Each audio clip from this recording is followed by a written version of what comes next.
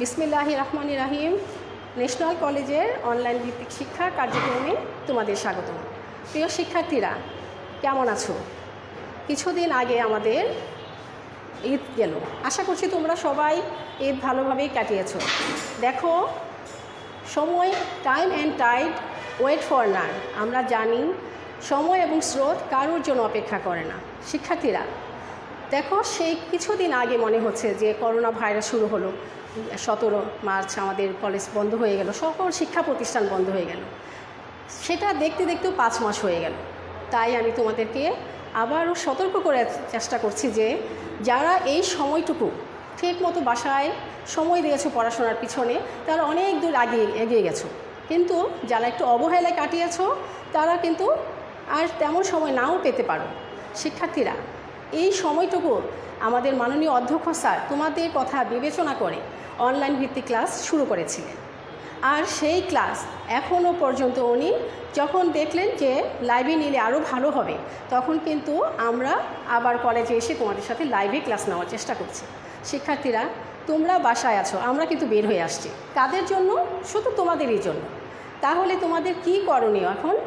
অবশ্যই আমাদের ক্লাসটি গুরুত্ব দিয়েই বারবার ক্লাসগুলো ফলো করা উচিত।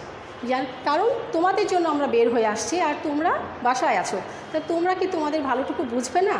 তো আমি শিক্ষার্থীরা তোমাদেরকে আবারও বলছি, ক্লাসটা মনোযোগী হও, এখনই খাতা বই নিয়ে রেডি হয়ে যাও আর আমার ক্লাসটি ফলো করো। তো শিক্ষার্থীরা, আজ আমি যে বিষয়টি নিয়ে আলোচনা করব সেটি হচ্ছে মাধ্যমিক জীববিজ্ঞান দ্বিতীয় পত্রে একাদশ অধ্যায় জিন তত্ত্ব ও বিবর্তন। শিক্ষার্থীরা, এই অধ্যায় থেকে আমি কিছুদিন আগেও অনলাইনে 3টি ক্লাস নিয়েছিলাম। আসলে এই অধ্যায়টি অত্যন্ত গুরুত্বপূর্ণ, অনেক বোঝার, এবং এখানে ভালো মার্কস আসে। প্রতি বছর এখান থেকে প্রচুর কোশ্চেন আসে। তো শিক্ষার্থীরা, আমি কিন্তু সেই কথা বিবেচনা করেই আবার আমি অন্য ক্লাসে অবশ্য অন্য অধ্যায়ে চলে গিয়েছিলাম, কিন্তু অনেক স্টুডেন্ট আমার সাথে যোগাযোগ আছে। তারা আমাকে বলল যে ম্যাডাম, এই অধ্যায়ে আরও কিছু টপিকস বাদ পড়েছে। সত্যি সেখানে কিছু বাদ পড়েছিল। আসলে 3টা ক্লাস আমি অধ্যায় থেকে নিয়েছিলাম, তাই আমি ভাবছিলাম যে অন্য অধ্যায়ে চলে যাই। এখন ওরা আমাকে রিকোয়েস্ট করলো যে বাকি যেগুলো বাদ পড়েছে সেটাও যেন নেই।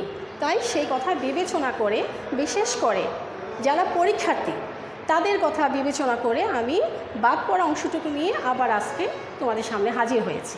তো শিক্ষার্থীরা, এই অধ্যায়টির নাম হচ্ছে কি? জিন তত্ত্ব ও বিবর্তন।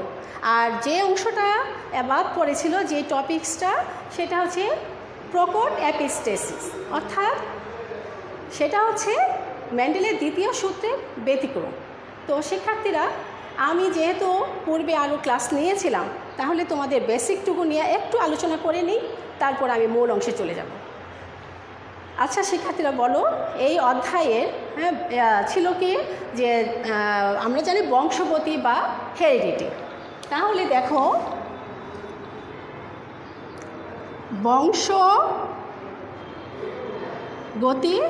বা হেরিডিটি। এখন হেরিডিটি কি? শিক্ষার্থীরা, বংশগতি বা হেরিডিটি কি? আমরা তো জানি যে বংশগতি অর্থাৎ বংশের ধারা। বংশগতিটা হচ্ছে বংশের একটি ধারা, অর্থাৎ যে প্রক্রিয়ায় পিতা মাতার বৈশিষ্ট্যগুলো তাদের সন্তান সন্ততির মধ্যে সঞ্চারিত হয়, সেটাই হচ্ছে বংশগতি বা হেরিডিটি। শিক্ষার্থীরা, তাহলে দেখো, আমি তোমাদেরকে আরেকটু স্মরণ করিয়ে দিতে যাচ্ছি। আমরা যখন অসুস্থ হই, ডাক্তারের শরণাপন্ন হই, তখন কিন্তু ডাক্তারদের কাছে যদি আমাদের মনে করো যে অনেকের আছে শ্বাসকষ্ট, অনেকের আছে ডায়াবেটিস, এরকম অনেক রোগ আছে। আমরা যখন ডাক্তারের কাছে যাই, ডাক্তার কিন্তু প্রথমেই প্রশ্ন করে যে আপনাদের বংশে কি কারো ছিল? সেটাই আসলে হেরিডিটি। তার মানেটা কি? বংশের মধ্যে থাকলে 14 পুরুষ পর্যন্ত যে কোনো সময় এই রোগগুলো বা বৈশিষ্ট্যগুলো আমাদের মধ্যে স্থানান্তরিত হয়, আর সেটাই হচ্ছে বংশগতি বা হেরিডিটি। এটা আমি পূর্বে আলোচনা করেছিলাম। তো এটা আমি আবারও তোমাদেরকে স্মরণ করে দিতে চাচ্ছি, তোমরা মিলে নাও। এরপরে যদি আমরা আসি জিন তত্ত্ব বা জেনেটিক্স কি। জিন তত্ত্ব বা জেনেটিক্স।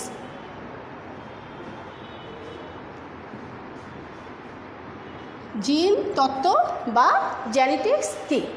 শিক্ষার্থীরা, জিন তত্ত্ব বা জেনেটিক্স অর্থাৎ জীববিজ্ঞানের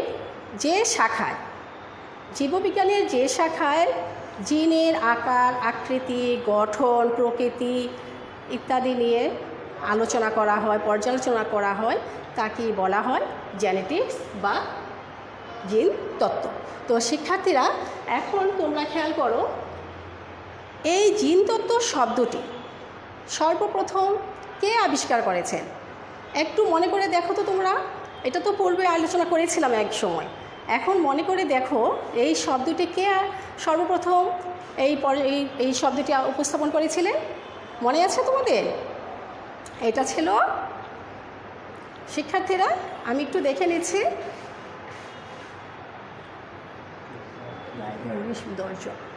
নামগুলো কোথায়? আচ্ছা, ঠিক আছে। তো শিক্ষার্থীরা, আমি লাইভে তোমাদেরকে অনেকেই দেখতে পাচ্ছি, প্রায় 10 জনের উপরই আছো তোমরা। এই জেনেটিক্সটা নিয়ে আমার কাছে তোমরা প্রায় প্রশ্ন করো যে ম্যাডাম এই অধ্যায়টা প্রায় আসে। আসলে অবশ্যই এই অধ্যায়টা অত্যন্ত গুরুত্বপূর্ণ, আর এটা কিন্তু বোঝারও বিষয়। তোমরা আবারও খেয়াল করো, জেনেটিক্স শব্দটি সর্বপ্রথম কে আবিষ্কার করেছিলেন? জেনেটিক্স শব্দটি তোমাদের মনে আছে কি? যদি মনে থাকে তাহলে একটু লিখে ফেলো, দেখি তোমরা কে কে পারো। আমি যারা পেরেছো তাদেরকে অসংখ্য ধন্যবাদ, আর যারা পারোনি তাদের জন্য আমি আরেকবার লিখে দিচ্ছি।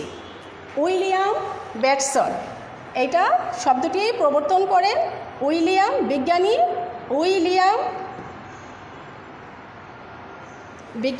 William Bateson. ঠিক আছে, বিজ্ঞানী।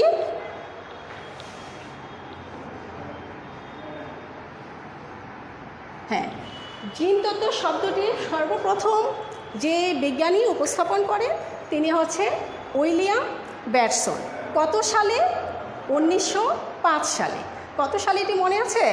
এই শব্দটি বিজ্ঞানী 1905 সালে এই শব্দটি প্রবর্তন করেন, 1905 খ্রিস্টাব্দে। শিক্ষার্থীরা তোমরা মিলিয়ে নাও, 1905 খ্রিস্টাব্দে উইলিয়াম ব্যাটসন সর্বপ্রথম জিন তত্ত্ব শব্দটি প্রবর্তন করেন। এইটা কিন্তু এমসিকিউতে আসে। আর এই জেনেটিক্স শব্দটি কিন্তু একটি গ্রিক শব্দ। শিক্ষার্থীরা তোমরা এবার বলো তো মেন্ডেল কে ছিলেন? তাহলে আমি আবার লিখছি, মেন্ডেল কে ছিলেন?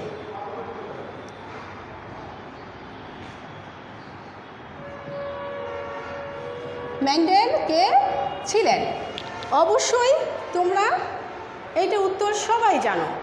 মেন্ডেল ছিলেন জিনতত্ত্বের জনক। তাহলে তোমরা এবার বলতে পারো মেন্ডেল কোন দেশের অধিবাসী ছিলেন? কোন দেশের অধিবাসী ছিলেন বলো তো? তাহলে তোমরা একটু লিখে ফেলো। আর যদি আমার সাথে লেখার পরে মিলে নাও, মেন্ডেল ছিলেন অস্ট্রেলিয়া না, কিন্তু অস্ট্রিয়ার অধিবাসী ছিলেন। তিনি ছিলেন একজন কৃষকের সন্তান। আর উনি কোন সালে জন্মগ্রহণ করেন? তোমরা এটা কি মনে আছে শিক্ষার্থীরা? মেন্ডেল কত সালে জন্মগ্রহণ করেন? 1822 খ্রিস্টাব্দে ওনার জন্ম ছিল।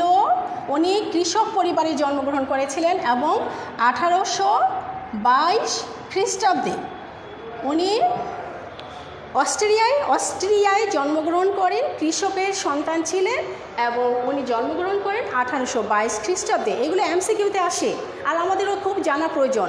যিনি জিনতত্ত্বের জনক, যার জন্য আজকে আমরা এত কিছু জানতে পেরেছি, আর তার জন্ম জানবো না, সেটা কীভাবে হয়? তাহলে মনে রাখবে যে মেন্ডেল 1822 খ্রিস্টাব্দে অস্ট্রিয়ার কৃষক পরিবারে জন্মগ্রহণ করেন।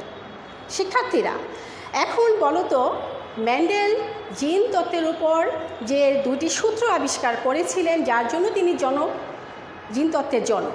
এখন তোমরা বলো তো এই কোন মটরশুঁটির উপর তিনি কত বছর গবেষণা করেছিলেন?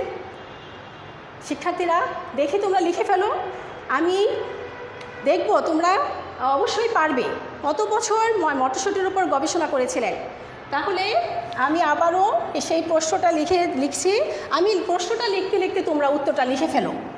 শিক্ষার্থীরা এগুলো MCQ এবং এই বেসিকগুলো আমি পূর্বের ক্লাসেও আলোচনা করেছিলাম। কিছুটা বেসিক আলোচনা করে আমি মূল অংশে চলে যাচ্ছি, তাই আমি প্রশ্নটা লিখতে লিখতেই তোমরা উত্তরটা লিখে ফেলো। কত বছর তিনি মটরশুঁটির ওপর গবেষণা করেছিলেন? দেখো 7 বছর, দীর্ঘ 7 বছর তিনি মটরশুঁটি গাছের উপর গবেষণা করেছিলেন। গবেষণা করে 2টি সূত্র আবিষ্কার করেন। ঠিক আছে, পরে 2টি সূত্র আবিষ্কার করেন।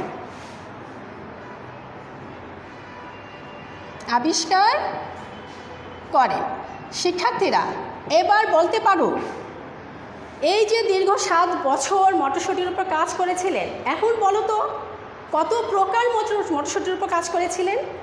তাহলে তোমরা অবশ্যই জানো এবং আমি তোমাদেরকে কিছু সময় দিলাম উত্তরটা লিখে ফেলার জন্য। কতগুলো মটরশুঁটির উপর ওনারা কাজ করেছিলেন? উনি 7 বছর যে গবেষণা করলেন সেটা কতগুলো মটরশুঁটির উপর কাজ করেছিলেন, কত প্রকার মটরশুঁটির উপর?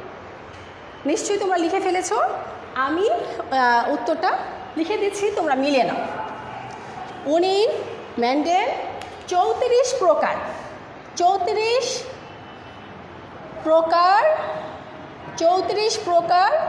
মটরশুঁটি গাছের উপর গবেষণা করেছিলেন।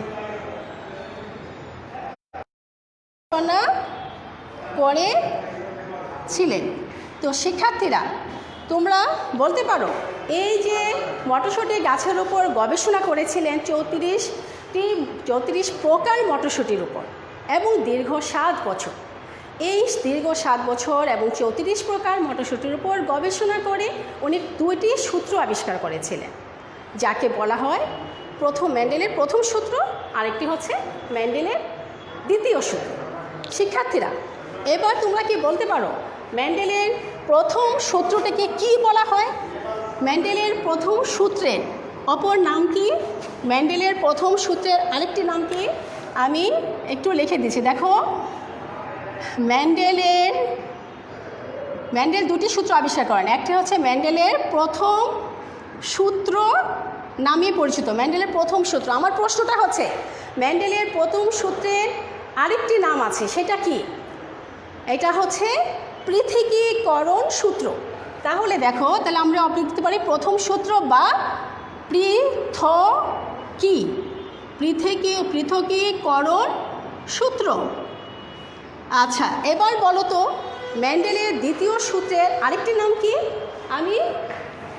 তোমরা সবাই জানো, তারপরেও আমি লিখে দিচ্ছি, যারা ভুলে গেছো তারা আবার স্মরণ করার জন্য। দ্বিতীয় সূত্রের নাম হচ্ছে মেন্ডেলের দ্বিতীয় সূত্র বা স্বাধীনভাবে সঞ্চারণের সূত্র। এবার দেখো, স্বাধীনভাবে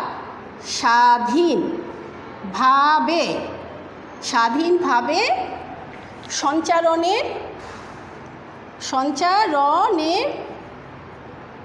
সূত্র। শিক্ষার্থীরা এবার বলো তো, এই 2টি সূত্রকে একত্রে কি বলে? একটু চিন্তা করে দেখো, এটা পরীক্ষাতে আসে।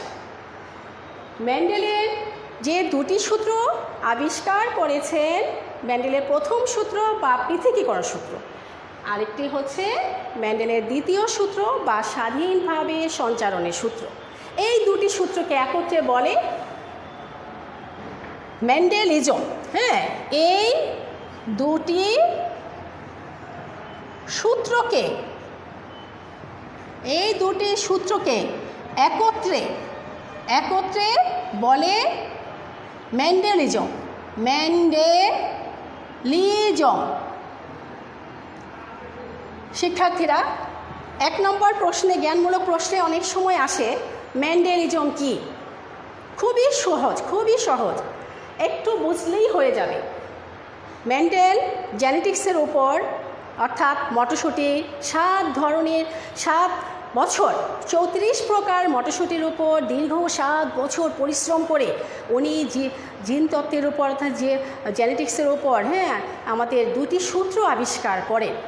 একটা হচ্ছে মেন্ডেলের প্রথম সূত্র বা পৃথকীকরণ সূত্র, আরেকটি হচ্ছে মেন্ডেলের দ্বিতীয় সূত্র বা স্বাধীনভাবে সঞ্চারণের সূত্র। এই দুটি সূত্রকে একত্রে বলে মেন্ডেলিজম। এইটুকু লিখলে তুমি 1 নম্বর পেয়ে গেলে। খুবই সহজ, এবং এটা পরীক্ষাতেও আসে, তাই না? না পারলেই কঠিন, কিন্তু জিনিসটা বুঝলে লেখা কোনো বিষয়ই না। 1 নম্বর সহজেই পেয়ে গেলে। শিক্ষার্থীরা, এখন আমি আমার মূল টপিকসে আসছি, আর সেটা হচ্ছে মেন্ডেলের এই যে দ্বিতীয় সূত্র, তার ব্যতিক্রম, যেটা আমার বাদ পড়েছিল। আর সেটা হচ্ছে কি, তোমরা অবশ্যই বুঝতে পেরেছ। আমি আগেই বলছিলাম অ্যাপিস্টেসিস, প্রকট অ্যাপিস্টেসিস। শিক্ষার্থীরা, মেন্ডেলের দ্বিতীয় সূত্রের ব্যতিক্রম হলো কিভাবে? তাহলে আমাকে প্রথমেই ফিরে আসতে হয় মেন্ডেলের দ্বিতীয় সূত্রটি যদি সূত্র থেকে যদি ব্যতিক্রম হয় তবেই না সে ব্যতিক্রম। তাহলে আমাকে প্রথমেই আসতে হবে মেন্ডেলের দ্বিতীয় সূত্রটি কী। আমি তোমাদেরকে মেন্ডেলের দ্বিতীয় সূত্রের সংজ্ঞাটা দিচ্ছি। শিক্ষার্থীরা, মেন্ডেলের দ্বিতীয় সূত্রটা হচ্ছে 2 বা ততোধিক জোড়া বিপরীত বৈশিষ্ট্য সম্পন্ন জীবের মধ্যে ক্রস করানো হলে বা সংকরণ করানো হলে প্রথম বংশধরে কেবল প্রকট বৈশিষ্ট্যগুলো প্রকাশিত হয়, কিন্তু জনন কোষ সৃষ্টিকালে জোড়াগুলো পরস্পর থেকে ভেঙে পৃথক হয়ে স্বাধীনভাবে সঞ্চারিত হয়ে ভিন্ন ভিন্ন গ্যামেটে প্রবেশ করে, আর তাকেই বলা হয় মেন্ডেলের দ্বিতীয় সূত্র। শিক্ষার্থীরা, মেন্ডেলের দ্বিতীয় সূত্রের অনুপাত কি? আমি একটু অনুপাতটা লিখে দিচ্ছি, তোমরা খেয়াল করো। মেন্ডেলের দ্বিতীয় সূত্র বা স্বাধীনভাবে সঞ্চালন সূত্রের অনুপাত হচ্ছে, সূত্রের অনুপাত হচ্ছে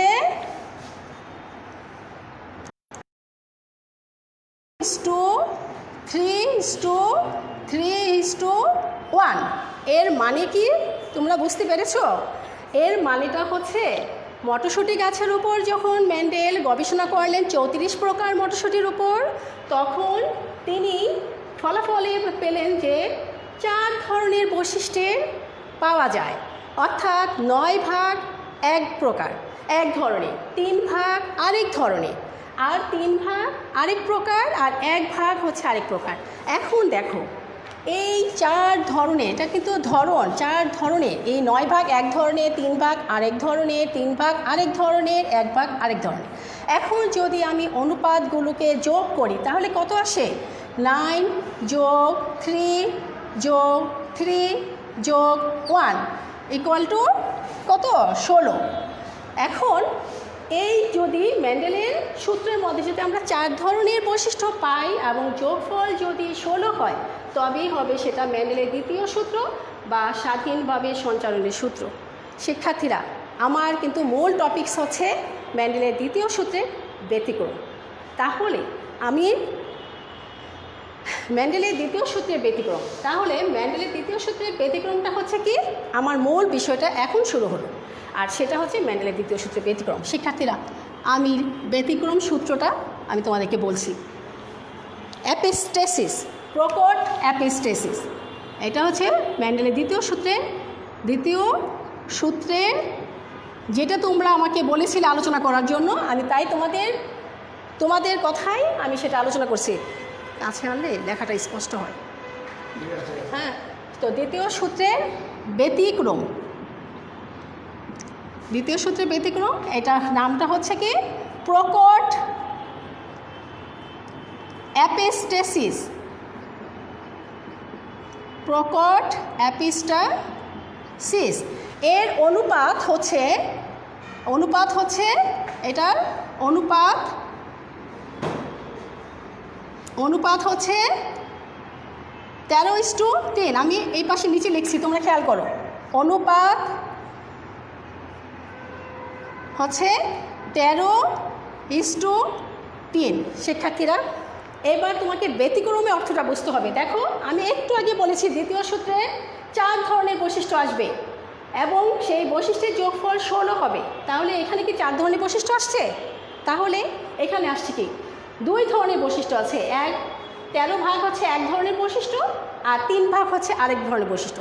তাহলে কেন ব্যতিক্রম হবে না? কারণ 4 ধরনের বৈশিষ্ট্য না হয়ে 2 ধরনের বৈশিষ্ট্য হয়েছে, তাই এটা ব্যতিক্রম। আর কেন দ্বিতীয় সূত্র?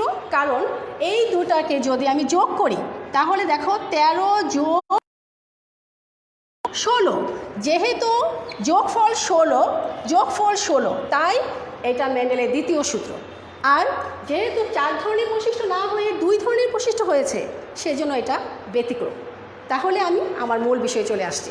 এবার তোমরা খেয়াল করো, আমি এখন অ্যাপিস্টেসিস অর্থাৎ মেন্ডেলের দ্বিতীয় সূত্রের ব্যতিক্রম নিয়ে এখন আমি আলোচনা করতে যাচ্ছি, যা আমাদের আজকের আলোচ্য বিষয়। তো শিক্ষার্থীরা এবার খেয়াল করো, অ্যাপিস্টেসিস কি?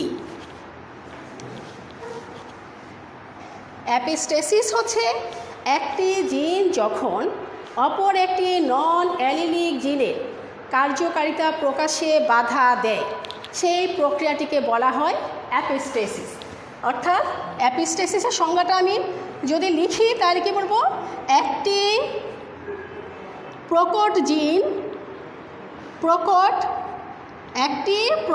জিন যখন অপর একটি নন অ্যালিলিক জিনের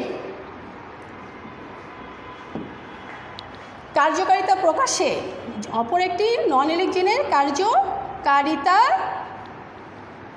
প্রকাশে বাধা দান করে তাকে অ্যাপিস্টেসিস বলে। তাকে অ্যাপিস্টেসিস বলে। শিক্ষার্থীরা খেয়াল করো, এখানে বলা হচ্ছে একটি জিন প্রকট জিন, কিন্তু আরেকটি প্রকট জিন যে তার বৈশিষ্ট্য প্রকাশ করবে সেটাই তো স্বাভাবিক, কিন্তু অপর একটি প্রকট জিন তার বৈশিষ্ট্য প্রকাশ করতে বাধা দিবে, তার বৈশিষ্ট্য প্রকাশ করতে সে তাকে বাধা দিয়ে বৈশিষ্ট্যটা বাধা সৃষ্টি করবে। তো এই ধরনের বৈশিষ্ট্যটার এই প্রক্রিয়াটার নাম হচ্ছে অ্যাপিস্টেস। এখন খেয়াল করো, একজন হচ্ছে বৈশিষ্ট্য প্রকাশ করার জন্য দায়ী জিন, আরেকজন হচ্ছে তার বৈশিষ্ট্য যেন প্রকাশ না পায় তাকে বাধা দিয়ে দেওয়ার জন্য দায়ী জিন। যে জিনটি নির্দিষ্ট বৈশিষ্ট্য প্রকাশে বাধা দিচ্ছে, তার মানে আমি আরেকবার লিখছি, যে জিনটি, এখানে দুটা জিন আছে, কিন্তু যে জিনটি নির্দিষ্ট বৈশিষ্ট্য প্রকাশে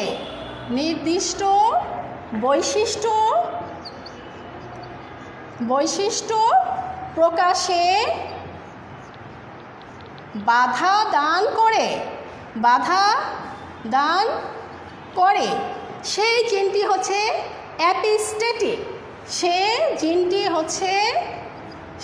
জিনটি হচ্ছে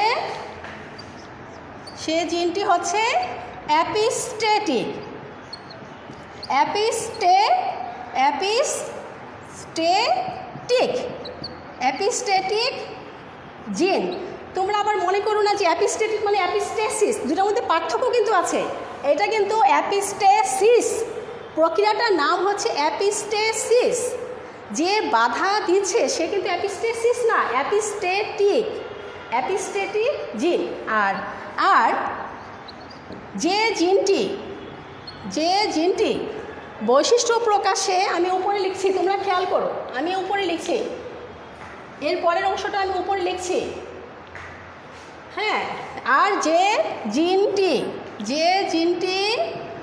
বৈশিষ্ট্য প্রকাশে বাধা পায়, নির্দিষ্ট বৈশিষ্ট্য প্রকাশে বাধা পায় সেই জিনটাকে আমরা কি বলবো? সেটা হচ্ছে হাইপোস্ট্যাটিক জিন, মানে সে পাচ্ছে না, তাকে বলা হচ্ছে বাধা পায়,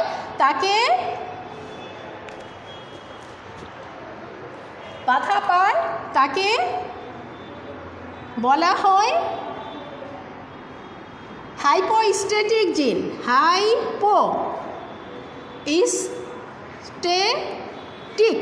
হাইপোস্ট্যাটিক জিন। তো শিক্ষার্থীরা, তোমাদের মনে নিশ্চয়ই এতক্ষণ প্রশ্ন আসছে, এই অ্যাপিস্ট্যাটিক সূত্রটি কে, মানে এই ব্যতিক্রম সূত্রটি কে আবিষ্কার করলো? অবশ্যই আমাদের এটা কিউরিওসিটি থাকবে। তো তোমরা মনে রাখবে, এখানে দুইজন বিজ্ঞানী আছেন, একজন সেই বিজ্ঞানীরা হলো ব্যাটসন ও পানেট। 1918 সালে বিজ্ঞানী ব্যাটসন ও পানেট নামক দুজন বিজ্ঞানী 1918 সালে দুজন বিজ্ঞানী, একজন হচ্ছে বিজ্ঞানী কে পিনেট আর এক ব্যাটসন। ব্যাটসন ও বিজ্ঞানী পানেট নামক দুজন বিজ্ঞানী 1918 খ্রিস্টাব্দে এই মেন্ডেলের ব্যতিক্রম সূত্রটি উদ্ভাবন করেন। কিসের উপর ভিত্তি করে সেটা আমাদের অবশ্যই জানতে হবে। কিসের ওপর তারা জরিপ করে এই কাজটি করেছিলেন, এই সূত্রটি আবিষ্কার করেছিলেন, যে মেন্ডেলের দ্বিতীয় সূত্রের যে ব্যতিক্রম আছে, তোমাদের মনে রাখা উচিত। সেটা হচ্ছে ওনারা যেই মোরগ মুরগির উপর এটি পরীক্ষা করে চালিয়েছিলেন, আর সেই মোরগ মুরগি সেই দেশের মানে ফ্রান্স তোমরা খেয়াল করো, বিজ্ঞানী পানেট যখন এই বিজ্ঞানীটা করলেন, সেটা ছিল গ্রিক দেশের। সেখানে তোমার ল্যাঘর্ন নামক মুরগি আর ওয়াইন্ডট নামক মুরগি ছিল।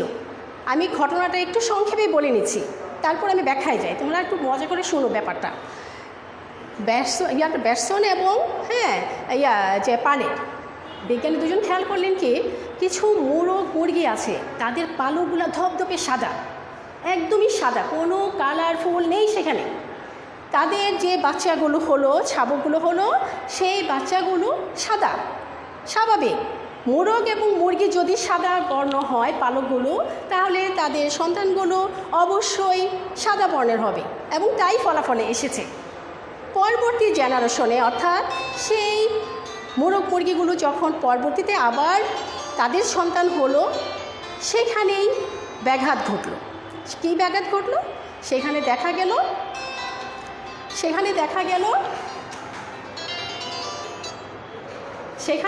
গেল যে কিছু কিছু মোরগ মধ্যে কালারফুল বর্ণ আসছে, অর্থাৎ পালকের মধ্যে রঙিন বৈশিষ্ট্য পাওয়া গেছে। তখনই দুজন বিজ্ঞানী এটা নিয়ে গবেষণায় নেমে গেলেন। কেন এটা হলো, কিভাবে সম্ভব? বাবা মা দুজনই ধপধপে সাদা পালক, পরবর্তী জেনারেশনও সাদা পালক, দ্বিতীয় জেনারেশনে এসে এখানে দেখা গেছে 13% বাবা মার মতো কালার, অর্থাৎ সাদা পালক বিশিষ্ট, কিন্তু 3% কেন রঙিন আসলো? কেউ তো রঙিন ছিল না। সেই বৈশিষ্ট্যটা, সেই কথা চিন্তা করে বিজ্ঞানীরা তো কাজে থেমে নেই, অনেক পরিশ্রম করেন। সেই চিন্তা করতে করতে পরবর্তীতে বিজ্ঞানীরা এটার উপর গবেষণা করে দেখলেন, অবশ্যই আমাদের বৈশিষ্ট্য প্রকাশের জন্য জিন দায়ী। তাহলে তাদের মধ্যে কী ধরনের জিন আছে যার জন্য এরকম একটা ঘটনা ঘটে গেল? পরীক্ষা করে দেখলেন যে সাদা মোরগ ছিল বা মুরগি ছিল, তার পালকের মধ্যে যে সাদা বর্ণটা আসলো, কিন্তু সেখানে কিন্তু কালারফুল বর্ণ ছিল। তাহলে প্রশ্ন হলো, কালারফুল বর্ণ থাকা সত্ত্বেও, কালারফুল থাকা সত্ত্বেও কেন সাদা হলো, তাই না? আসলে ওই যে আমি বলছিলাম অ্যাপিস্টেসিস, অর্থাৎ একটি জিন যে তার বৈশিষ্ট্য প্রকাশ করার জন্য দায়ী, আরেকটি জিন যদি প্রকট জিন যদি উপস্থিত থাকে তাহলে সে কি করছে, তার বৈশিষ্ট্য প্রকাশে বাধা দিচ্ছে। তার মানে হচ্ছে সাদা মোরগ মুরগির বর্ণের মধ্যে কালারফুল জিন ছিল, কিন্তু প্রকট অ্যাপিস্টেটিক জিনটি থাকার কারণে সেটি থাকলে তো আর সে তার বর্ণ প্রকাশ করতে পারছে না, তাই তার বর্ণটা দমিত ছিল। শিক্ষার্থীরা, এই হলো অ্যাপিস্টেটিক প্রক্রিয়া, বুঝছো? তাহলে আমি সেটাকে এখন জেনেটিক আকারে ব্যাখ্যা দিচ্ছি। ঘটনাটি তো তোমরা বুঝলে, আমি সেটা জেনেটিক আকারে ব্যাখ্যা দিচ্ছি, তোমরা খেয়াল করো। জিনতাত্ত্বিক ব্যাখ্যা আমি এখন দিব। শিক্ষার্থীরা তোমরা খেয়াল করো, সাদা লেঘর্নের জন্য দায়ী প্রকট জিন, আমি ধরছি এটা জিনতাত্ত্বিক ব্যাখ্যা। ব্যাখ্যাটা হচ্ছে জিনতাত্ত্বিক ব্যাখ্যা। হ্যাঁ, আমরা শুধু মুখে বললে তো হবে না, আমাদের সায়েন্টিফিক ব্যাখ্যা দিতে হবে। তা আমি যে মুখে যেটা বললাম সেটা একটা ঘটনা, এবং সেই ঘটনার ভিতরেই কিন্তু ছিল কি ছিল, জিনগত ব্যাখ্যা।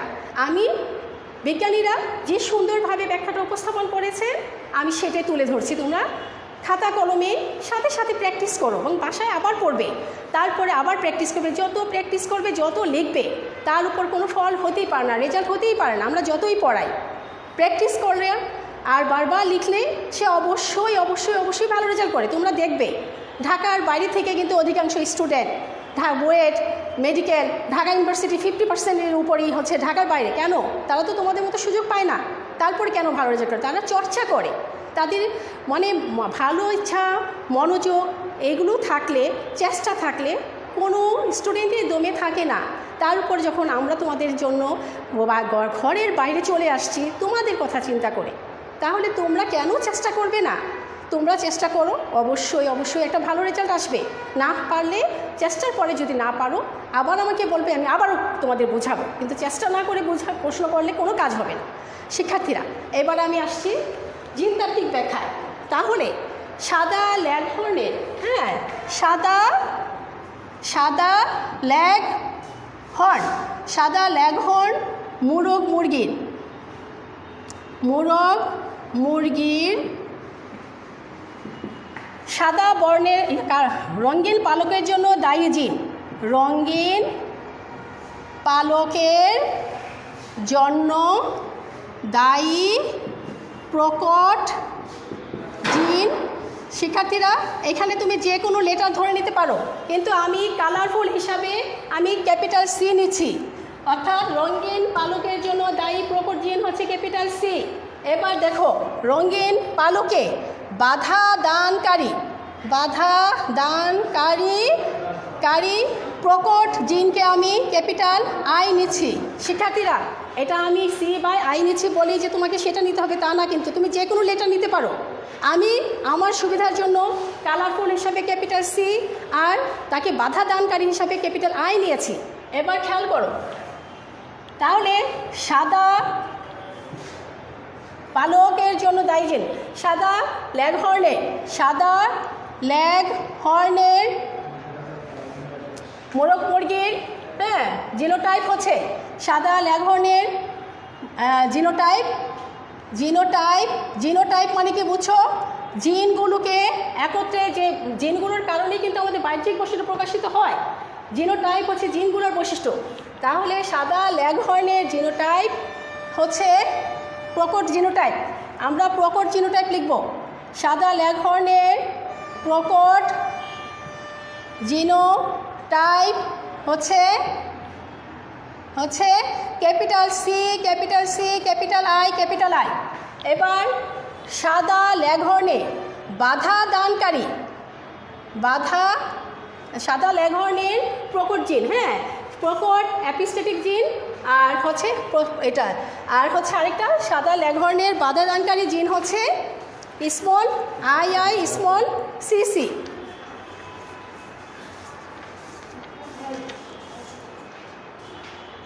তাহলে সাদা লেঘর্নের প্রকট অ্যাপিস্টেটিক জিন, এটা আমরা আরেকটু কারেকশন করে লিখি, অ্যাপিস্টেটিক জিন। সাদা লেঘর্নের প্রকট অ্যাপিস্টেটিক জিন লিখলে আরও ভালো হয়, অ্যাপিস্টেটিক জিন। আর সাদা লেঘর্নের সাদা ওয়াইনডট আমরা নিই, সাদা ওয়াইনডট ডটেড। হ্যাঁ, প্রকট এপিস্ট্যাটিক জিন হচ্ছে স্মল সি স্মল আই। এখন আমরা কি করব, পিতা মাতার বৈশিষ্ট্যটা দেখব।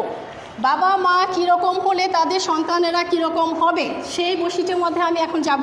তোমরা খেয়াল করো, পিতা মাতা, প্যারেন্টস, পিতা মাতা অর্থাৎ P1 প্রথম প্যারেন্টস। আমরা কিন্তু প্রথম প্যারেন্টসটার ফিনোটাইপ বৈশিষ্ট্য নেই। ফিনোটাইপ বৈশিষ্ট্য তোমাদের মনে আছে শিক্ষার্থীরা? ফিনোটাইপ বৈশিষ্ট্য হচ্ছে আমি দেখতে কীরকম। আমাকে তোমরা অবশ্যই এক একজন মানুষ আইডেন্টিফাই করে কীভাবে? বাহ্যিক বৈশিষ্ট্য দেখে। তাহলে বাহ্যিক বৈশিষ্ট্যটাই হচ্ছে ফিনোটাইপ। এখন খেয়াল করো এই বাহ্যিক বৈশিষ্ট্যটা কীভাবে আসছে। জিনোটাইপ আমাদের দেহের ভিতরে কিছু জিন আছে, তার বৈশিষ্ট্যগুলো ভিতর থেকে কাজ করছে, যার ফলে কিন্তু আমরা এরকম হয়েছি। সেটা হচ্ছে ফিনোটাইপ। আর ভিতরের বৈশিষ্ট্য হচ্ছে জিনগত বৈশিষ্ট্য হচ্ছে জিনোটাইপ। আমরা কিন্তু মানুষ কাউকে আইডেন্টিফাই করি ফিনোটাইপ বৈশিষ্ট্য দেখে। তাহলে আমরা পিতামাতা নিচ্ছি ফিনোটাইপ। তাহলে পিতামাতা আমরা কি জানি যে পুরুষটাকে আমরা এই সাংকেতিক চিহ্ন ব্যবহার করি। আমরা নিচ্ছি সাদা ওয়াইন ডট, সাদা ল্যাগহর্ন কে? এটা হচ্ছে পুরুষ। ক্রস করব সাদা ওয়াইন ডট, এটাও কিন্তু স্ত্রী বৈশিষ্ট্যকে আমরা এইভাবে চিহ্ন ব্যবহার করি। তাহলে ফিনোটাইপ গেল। এবার আমাদের জিনোটাইপ আসবে। কেন জিনোটাইপ আসবে? কারণ জিনোটাইপ বৈশিষ্ট্য যদি ভিতরে না থাকতো তাহলে ফিনোটাইপ বৈশিষ্ট্য প্রকাশ পেত না। তাহলে আমরা দেখি সাদা ল্যাগহর্ন কেন হলো? কারণ তার জিনোটাইপটা ছিল ক্যাপিটাল সি, ক্যাপিটাল আই। আর সাদা ওয়াইন ডটের জিনোটাইপ ছিল স্মল আই। আমরা এই দুটার মধ্যে ক্রস করাবো। শিক্ষার্থীরা বুঝতে পেরেছো আমি কি করতে চাচ্ছি? বাবা মা, এটা হলো বাবা সাদা ল্যাগহর্ন, আর এটা হলো মা সাদা ওয়াইন ডট। এই দুটা মোরগ মুরগির মধ্যে ক্রস করাচ্ছি। কেন করাচ্ছি? তাদের সন্তানগুলো কেমন হয়। তাই আমি ফিনোটাইপ হচ্ছে তাদের বাহ্যিকভাবে দেখে যা লিখলাম সেটা ফিনোটাইপ, অর্থাৎ সাদা ল্যাগহর্ন, সাদা ওয়াইন ডট। আর জিনোটাইপ হচ্ছে তাদের কেন সাদা ল্যাগহর্ন হলো? ক্যাপিটাল সি ক্যাপিটাল আই নামক জিনোটাইপ আছে, তাই সেই সাদা ল্যাগহর্ন হয়েছে। আর স্মল আই থাকার কারণে সাদা ওয়াইন ডট হয়েছে।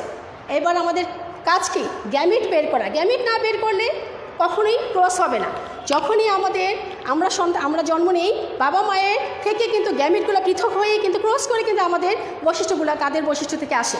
তাহলে আমরা এবার গ্যামিটে যাচ্ছি। গ্যামিট, এখন খেয়াল করো এখানে আমরা কিভাবে গ্যামিট নিব। আমরা এখানে দেখতে পাচ্ছি একটা জিনোটাইপে এরকম দুইটা বৈশিষ্ট্য আছে, এক জোড়া ক্যাপিটাল সি আছে, ক্যাপিটাল আই আছে। গ্যামিট বের করব দুই প্রকার থেকে দুইটা জিন নিয়ে, অর্থাৎ ক্যাপিটাল সি এর সাথে ক্যাপিটাল আই একটা গ্যামিট, আবার ক্যাপিটাল সি এর সাথে ক্যাপিটাল আই, এই হচ্ছে গ্যামিট। একইভাবে এখানেও আমরা গ্যামিট বের করব স্মল সি স্মল আই। শিক্ষার্থীরা নিশ্চয়ই বুঝতে পারছো কীভাবে গ্যামিট বের করতে হয়। এখন আমাদের কাজ কি? মূল কাজে চলে আসছি। প্রথম বংশধরে কি হচ্ছে, অর্থাৎ F1 যৌন মানে কি? F1 যৌন হচ্ছে প্রথম বংশধর, অর্থাৎ আমি আবারও লিখে দিচ্ছি, এটা হচ্ছে প্রথম বংশধর, অর্থাৎ তাদের সন্তান। এই গ্যামিট বাবা মায়ের সন্তানগুলো কেমন হবে সেটা F1 যৌন বা প্রথম বংশধর। এখন খেয়াল করো, আমরা এটার সাথে যদি এটা ক্রস করাই তাহলে ক্যাপিটাল সি আসছে, আবার স্মল সি আসছে। আমরা সিগুলোকে একসাথে লিখি, যদি এলোমেলো লিখি তাতেও কিন্তু সমস্যা নাই, তবে সৌন্দর্য একটা ব্যাপার আছে। আর তাই আমরা একই লেটারগুলোকে পাশাপাশি লিখব। বুঝতে পেরেছ? তাহলে ক্যাপিটাল সি এর সাথে capital small C, capital I আসে স্মল আই। আবার আমরা এটার সাথে এটাকে আবার গুণ করব। এই প্রথম তোমরা গুণটা আবার খেয়াল করো, এখানে দুইটা গ্যামিট আছে, এখানে দুটা গ্যামিট আছে। আমরা যে কোনো একটা গ্যামিটকে বাদ দিয়ে, হ্যাঁ এটাকে মনে করো আমরা বাদ দিয়ে দিলাম, তাহলে গুণ করার সাথে এটা বাদ দিয়ে এটা দিয়ে পরের দুটাকে গুণ করব।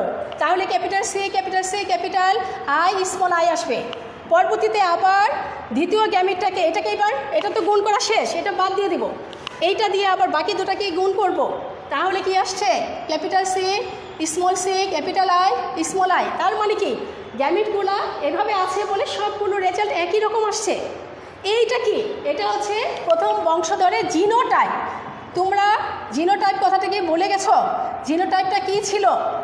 অর্থাৎ জিনগুলা জিনগুলো যেভাবে সজ্জিত হয়েছিল সেটা ছিল জিনোটাইপ, আর এই জিনোটাইপের প্রেক্ষিতেই কিন্তু ফিনোটাইপ বৈশিষ্ট্য প্রকাশ পাচ্ছে। এখন আমি জিনোটাইপ ক্রস করে আমরা জিনোটাইপ পেয়েছি, আর এই জিনোটাইপ হলেই তার মোরগ মুরগিগুলোর বাচ্চাগুলো যে বর্ণ ধারণ করবে সেটা হচ্ছে ফিনোটাইপ। তাহলে আমরা এই জিনোটাইপের বৈশিষ্ট্যটা লিখে দিচ্ছি। এবার আসি আমি ফিনোটাইপ, অর্থাৎ জিনোটাইপগুলো যদি এরকম হয় তার মানেটা কি, সেটাই হচ্ছে ফিনোটাইপ। এটা হচ্ছে আমি প্রত্যেকটা জায়গায় আলাদা আলাদাভাবে লিখতে পারতাম যে এখানে এটা সাদা সাদা সাদা, এত বারবার না লিখে আমি এক কথাই লিখে দিতে পারি সকল বৈশিষ্ট্যগুলোই সাদা। তাহলে আমরা লিখে দিই ফিনোটাইপ হচ্ছে সকল বৈশিষ্ট্যই সাদা সাদা বর্ণের। শিক্ষার্থীরা, তোমরা হয়তো আমার সামনে উপস্থিত থাকলে আমি তোমাদেরকে বলতে পারতাম, দু একজন স্টুডেন্টকে দাঁড় করে বলতে পারতাম বুঝছো কিনা। তারপরেও আমি তোমাদেরকে প্রশ্ন করছি তোমরা বুঝতে পেরেছো কিনা। তোমরা কিন্তু আমাকে প্রশ্ন করতে পারতে বা সামনে থাকলে যে এখানে তো capital C capital I small I আছে, তাহলে কেন সকল বৈশিষ্ট্য সাদা হলো? কেন ক্যাপিটাল আই থাকার পরেও, ক্যাপিটাল বলতে আমরা প্রকটকে বুঝি, ক্যাপিটাল সি আছে ক্যাপিটাল আই আছে, তাহলে কেন কালারফুল না হয়ে সাদা হলো? সেটাই তো আমার এপিস্টেসিস। আমি তোমাদেরকে আবারও স্মরণ করে দিতে চাচ্ছি, তোমরা মনে রাখবা ক্যাপিটাল সি প্রকট ক্ষমতা সম্পন্ন, কিন্তু ক্যাপিটাল আই আরও বেশি প্রকট ক্ষমতা সম্পন্ন। এখন দুজনই যদি শক্তিশালী হয় তাহলে মনে করো বাঘ আর সিংহ দুজনই শক্তিশালী। এখন তুলনামূলক যদি বাঘ বেশি সিংহ শক্তিশালী হয়, আমরা বাঘকেও ভয় পাচ্ছি, সিংহকেও ভয় পাচ্ছি। এখন সেইখানে যে যদি দেখে বাঘ আর সিংহর মধ্যে যুদ্ধ হলো, এখন একজনকে পরাজিত হতে হবে, একজন হচ্ছে জয় হবে। দেখা গেল বাঘ সিংহকে আঘাত করে সে জয় হলো। তার মানে কি দুজনের একজন কি দুর্বল ছিল? না, দুজনই শক্তিশালী। আসলে অ্যাপিস্টেসিস সেরকম, ক্যাপিটাল সি শক্তিশালী, সে বর্ণ প্রকাশ করতে পারে, কিন্তু ক্যাপিটাল আই আরও বেশি শক্তিশালী জীব, সে থাকলে ক্যাপিটাল সি আর তার বর্ণ প্রকাশ করতে পারে না। তাহলে তোমরা এর রেজাল্টটা দেখো, এখানে ক্যাপিটাল আই আছে, তার মানে ক্যাপিটাল আই থাকলে যত রঙের কালার বৈশিষ্ট্য থাকুক না কেন সে তার বর্ণ আর প্রকাশ করতে পারবে না, সে পরাজিত হয়ে গেছে। তাই সকল বৈশিষ্ট্য সাদা, অর্থাৎ ক্যাপিটাল আই বর্ণ জন্য দায়ী জিনকে দমিয়ে রেখেছে, অতএব বর্ণ প্রকাশ হবে না। ক্যাপিটাল আই আছে, অতএব সে কী হবে, এটা সকল বৈশিষ্ট্য সাদা হবে। শিক্ষার্থীরা, এবার আমি এই ধরনের জিনোটাইপ, অর্থাৎ যেখানে capital C capital I small I এই চার ধরনের বৈশিষ্ট্য থাকা সত্ত্বেও যে সাদা বর্ণের, সেরকম বৈশিষ্ট্যের পিতা এবং সেরকম বৈশিষ্ট্যের সাদা মাতা মানে মুরগি, আর সাদা এইরকম বৈশিষ্ট্যের মোরগ, এই দুটার মধ্যে যদি আমি ক্রস করাই শিক্ষার্থীরা, সেখানে পরবর্তী জেনারেশনে কী আসবে সেটাই হচ্ছে আমাদের দেখার বিষয়। আমি সেখানে যাচ্ছি। শিক্ষার্থীরা দেখো, আমি এবার যেটা করব সেটা হচ্ছে এই বৈশিষ্ট্যটা নিয়ে এখন কাজ করব, অর্থাৎ প্যারেন্টস টু। এবার আমি এটাকে প্যারেন্টস টু দিয়ে দিলাম, পিতা মাতা P2। ফিনোটাইপ আমি কী দিচ্ছি, সাদা লেগুন বলতে পারবো না, এটা সংকর সাদা, কারণ এর আগে যে সাদা ছিল সেটার মধ্যে একই টাইপের ক্যাপিটাল সি ক্যাপিটাল আই ছিল, কিন্তু এখানে কিন্তু capital C capital I small I সাদা, বাট ধবধবে সাদা না, সাদা। তাহলে আমরা কি বলবো, শঙ্কর সাদা। তাহলে আমরা বলবো মাতা পিতা হচ্ছে সাদা, হ্যাঁ শঙ্কর সাদা। আমি এখানে শঙ্করটা যুক্ত করে দিচ্ছি, শঙ্কর সাদা অর্থাৎ মিশ্রিত আর কি, সাদার মধ্যে একটু কম সাদা আর কি, কিন্তু কালারফুল নাই, সাদা শঙ্কর সাদা লেঘন এবং শঙ্কর সাদা ওয়াইন ডট। খেয়াল করো, এটা কি ফিনোটাইপ বৈশিষ্ট্য। আমি তোমাদেরকে একটু আগেই বলেছিলাম ফিনোটাইপ বৈশিষ্ট্য বাহ্যিকভাবে দেখে আমরা যেটা আইডেন্টিফাই করি, এখানে আমি কিন্তু সেটাই মোরগ মুরগির কালারটা দেখে কিন্তু লিখে দিয়েছি যে এই বৈশিষ্ট্যের সাদা লেঘন সাদা ওয়াইন ডট। এবার আমাদের কি করা উচিত, জিনোটাইপ বের করতে হবে, কেন সাদা লেঘন হলো। তাহলে আমরা এবার ফিনোটাইপের নিচে লিখব জিনোটাইপ। তাহলে তোমরাই বলে ফেলো, আমি যে কিছুক্ষণ আগে যে জিনোটাইপগুলো পেয়েছি সেটাই। তার মানে এই মিশ্র শঙ্কর সাদা লেঘনের জিনোটাইপটা ছিল capital C capital I small I, আবার capital C capital I small I. বুঝতে পেরেছ?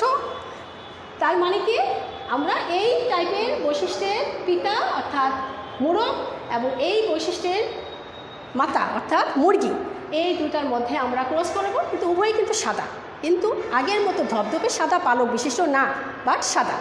এখন আমি কি করব, তোমাদের মনে আসছে নিশ্চয়ই যে আমাদের গ্যামিট বের করা না করলে ক্রস করা হয় না। তো ক্রস হওয়ার আগে এই যে গ্যামিট জিনোটাইপগুলো গ্যামিটে যায়। তাহলে আমি এখন গ্যামিটে যাচ্ছি। এইটার গ্যামিট বের করাটা কিন্তু একটু জটিল, মনোযোগ দিয়ে খেয়াল করলে আবার সহজ। দেখো এখানে 4 ধরনের বৈশিষ্ট্য আছে। আমি ক্যাপিটাল সিকে রাখবো, স্মল সিকে মনে মনে আউট করে দিব। আউট করে ক্যাপিটাল সি এর সাথে ক্যাপিটাল আই এর গুণ করব, তাহলে একটা গ্যামিট হয়ে গেল। আবার ক্যাপিটাল সি এর সাথে স্মল আই গুণ করব, তাহলে আরেকটা গ্যামিট হলো। এবার ক্যাপিটাল সি এর কাজ শেষ। ক্যাপিটাল সিকে মনে মনে বাদ দিয়ে স্মল সি দিয়ে ক্যাপিটাল আই স্মল আইকে গুণ করব, তাহলে দেখো স্মল সি ক্যাপিটাল আই একটা gamete, small C small I একটা গ্যামিট। এবার বুঝতে পেরেছ গ্যামিটগুলো কিন্তু 4 ধরনের হয়েছে, কারণ এই জিনোটাইপের মধ্যে যে 4 প্রকার 4 ধরনের জিন ছিল, সেই জন্য গ্যামিটগুলো 4 ধরনের হয়ে গেছে। এই পাশেটা আমাদের আর গুণ করতে হবে না, কারণ দুটাতে একই রকম। এই পাশে আমরা যা পেয়েছি তাই সেখানে আমরা বসাই দিতে পারি, একই জিনিস। Capital C capital I, capital C small I, small C capital I, small C small I. শিক্ষার্থীরা এবার আমি যেটা করব, চেকার বোর্ডে চলে যাব। কেন চেকার বোর্ডে যাব? আমরা F1 জনুতে যে ক্রস করেছিলাম সেটাও হবে, তবে এখানে 16 ধরনের বৈশিষ্ট্য আসবে, যেটা আমরা 16টা বৈশিষ্ট্য লিখে লিখে শেষ করতে পারবো না। চেকার বোর্ডে যে যদি কাজ করি তা আমরা স্পেস পাবো বেশি, তাই আমি এটাকে চেকার বোর্ডে নিয়ে যাচ্ছি। শিক্ষার্থীরা চেকার বোর্ডটা তোমাদের নিশ্চয়ই মনে আছে। চেকার বোর্ডটা তৈরি করাটাও কিন্তু সোজা, একটু খেয়াল করো। আমার মনে হয় আমি একটু উপরের দিকে যাই, চেকার বোর্ডটাকে জন্য আমি উপর দিকে যাচ্ছি। তোমরা খেয়াল রাখো এখানে 4 ধরনের গ্যামিট ছিল, capital C capital I, capital C small I, small C capital I, small C small I. আমি এই গ্যামিটগুলোকে বসাবো চেকার বোর্ডে। এখন আমি তোমাদের সুবিধার জন্য আমি উপরের দিকে যাচ্ছি, চেকার বোর্ডটা আমি উপরে লিখছি। তোমরা খাতায় লিখে থাকলে সুবিধা হবে, তখন তোমরা আবার মিলিয়ে নিতে পারবে। ক্যাপিটাল সি, আমি চেকার বোর্ডটা 16টা ঘর হিসাব করে একটু বড় করে চেকার বোর্ড করবে। ম্যান্ডেলের প্রথম সূত্রে চেকার বোর্ড ছোট হলে হয়, কারণ ওখানে 4 ধরনের বৈশিষ্ট্য আসে, কিন্তু ম্যান্ডেলের দ্বিতীয় সূত্রে কিন্তু 16 ধরনের বৈশিষ্ট্য আসবে, তাই চেকার বোর্ডটা বড় করতে হবে। আমি কী করলাম, একটা বোর্ড তৈরি করলাম। বোর্ডের মধ্যে আমরা মার্জিন আকারে 2টা লাইন টানলাম। এবার আমি এই মাঝখানে ঘরটাকে আবার 2টা ভাগ করব, আবার নিচের ঘরটাকে আবার 2টা ভাগ করব। এবার আমার হয়ে গেল 4টা, মার্জিনটা বাদ দিয়ে 4টা, 1 2 3 4। এবার আমি মাঝখান থেকে মার্জিন সহ 2টা ভাগ করব। তারপরে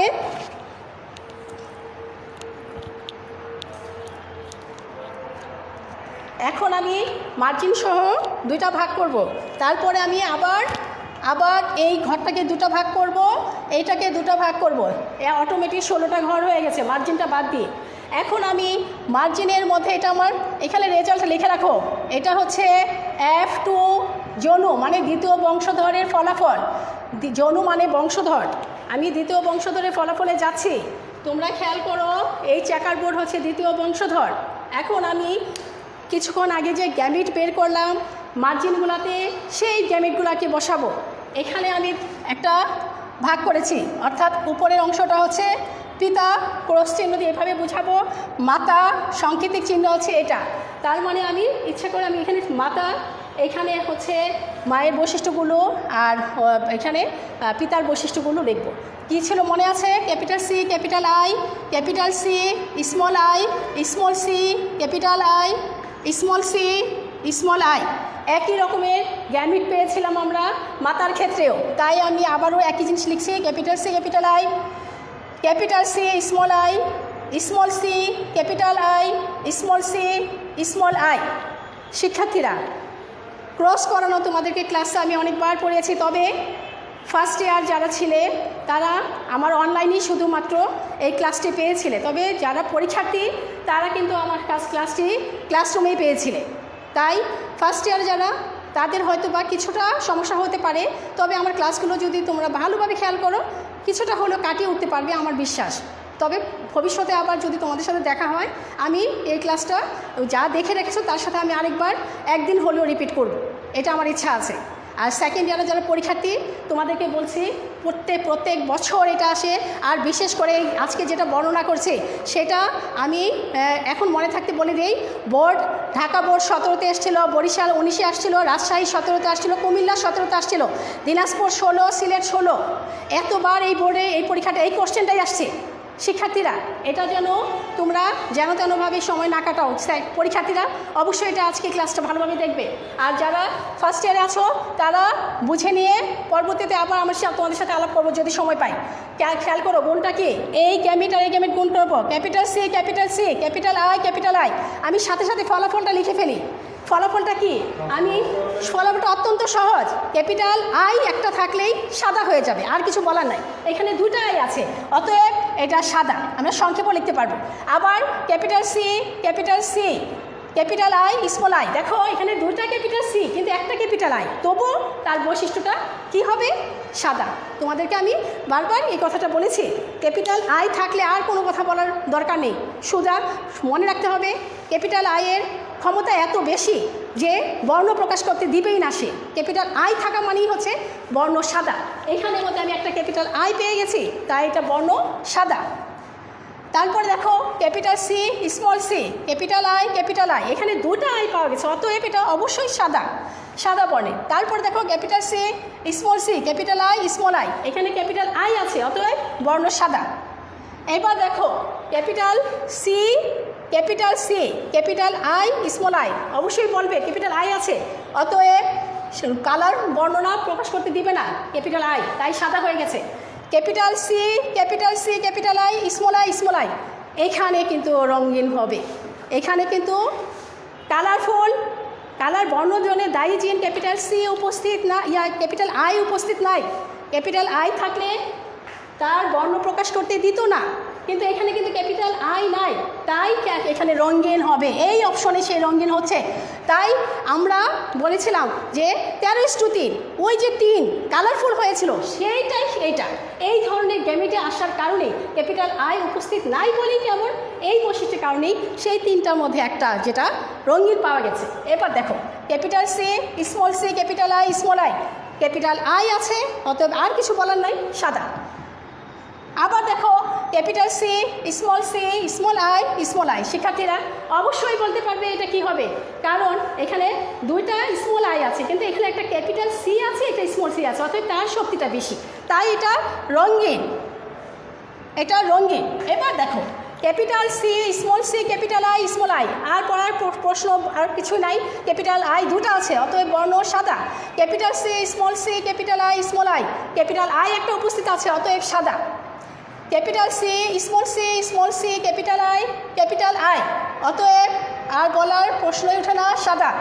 তারপরে হচ্ছে small C capital I small I, capital I উপস্থিত আছে, অতএব মোরগ মুরগি যাই হোক সে সাদা বর্ণে। এবার capital C small I, capital I আছে, তাহলে বলো কি হবে, সাদা। আবার ক্যাপিটাল সি স্মল আই, তাহলে এখানে কি আসছে, ক্যাপিটাল সি স্মল সি আছে, তার ক্ষমতা বেশি, কারণ এখানে ক্যাপিটাল আই একটিও উপস্থিত নাই, তাই এখানে রঙিন হবে। আমি রঙিন লিখছি। শিক্ষার্থীরা পরেরটা দেখো small C capital I small I, তাহলে দেখো এখানে কি আসছে, ক্যাপিটাল আই আছে, অতএব সাদা। স্মল আই, এখানে একটা প্রশ্ন থেকে যায়, এখানে তো দুটা স্মল সি এবং এই গ্যামিটোফাই এখানে এই দুটা স্মল আই, তোমরা বলো এখানে কি হতে পারে। আসলে ব্যাপারটা হচ্ছে, আমি যদি ফলাফলটা এইভাবে দেখি যে দুইটা স্মল সি নিয়ে একটা ক্যাপিটাল সি কল্পনা করি, আর দুইটা স্মল আইকে যদি দুইটাকে যোগ করলে একটা ক্যাপিটাল আই হয়, তাহলে তো ক্যাপিটাল আইয়ের ক্ষমতাই বেশি, আর ক্যাপিটাল আই যেখানে থাকবে সেখানে অবশ্যই সাদা। তাই দুটা স্মল আই এবং এই গ্যামিটোফাইটের মধ্যে দুটা স্মল সি এবং দুটা স্মল আই থাকে, তাহলে একটা ক্যাপিটাল আই যদি আমি ভাবি আর একটা ক্যাপিটাল সি ভাবি, অতএব ক্যাপিটাল আই হয়ে গেল, তার মানে এটা সাদা, তাহলে এখানে সাদা। শিক্ষার্থীরা এবার ফলাফল দেখো, ফলাফলে আমরা কি পাচ্ছি, যে আমরা পাচ্ছি ফিনোটাইপ পাচ্ছি, ফিনোটাইপ মানে বাহ্যিক বৈশিষ্ট্য আমরা দেখতে পাচ্ছি 13টা হচ্ছে, আমরা সাদা ফিনোটাইপ বৈশিষ্ট্য পাচ্ছি, সাদা স্টোন রঙিন, রঙিন বৈশিষ্ট্য, দুই ধরনের বৈশিষ্ট্য পাচ্ছি, আর কোনো বৈশিষ্ট্য কিন্তু এখানে আসে নাই, সাদা রঙিন। এখন সাদা বৈশিষ্ট্যটা আমরা কয়টা পাচ্ছি? সাদা বৈশিষ্ট্য পাচ্ছি 13টা। দেখো 13টা সাদা পাচ্ছি, 16টার মধ্যে 3টা বাদ দিলে কয়টা থাকে? 13টা। আর রঙিন পাচ্ছি 3টা। এবার দেখো আমি কিন্তু তোমাদের শুরুতে বেসিকের সময় আমি বলেছিলাম যে মেন্ডেলের দ্বিতীয় সূত্রের ব্যতিক্রম কেন এটা বলছি, কারণ মেন্ডেলের দ্বিতীয় সূত্রে 4 ধরনের বৈশিষ্ট্য আসবে, কিন্তু এখানে আমি 4 ধরনের বৈশিষ্ট্য পাচ্ছি না, এখানে পাচ্ছি 2 ধরনের বৈশিষ্ট্য, রঙিন আর সাদা। কিন্তু এখানে সাদা পাচ্ছি 13%, আর এখানে রঙিন পাচ্ছি 3। হ্যাঁ, এখন এই দুটা যোগফল কত হচ্ছে? 13 যোগ 3 সমান 16।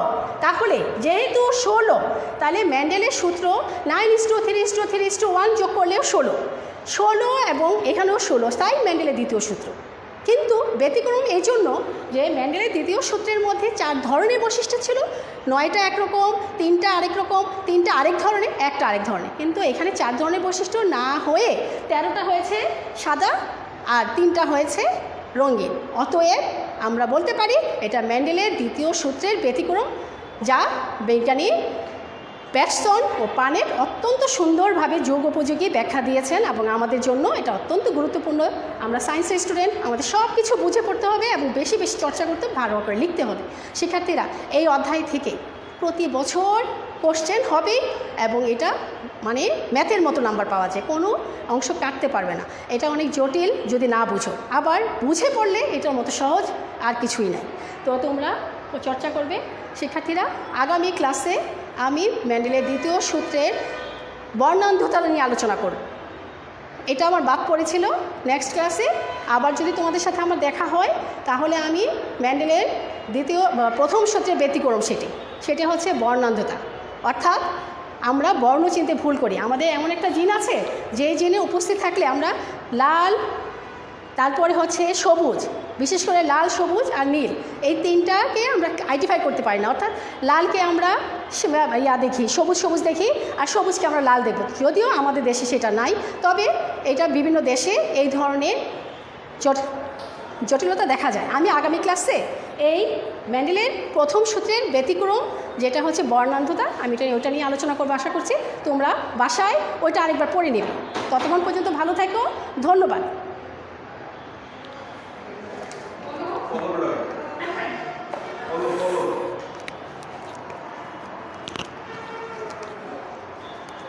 Finish, finish, finish. Finish, finish.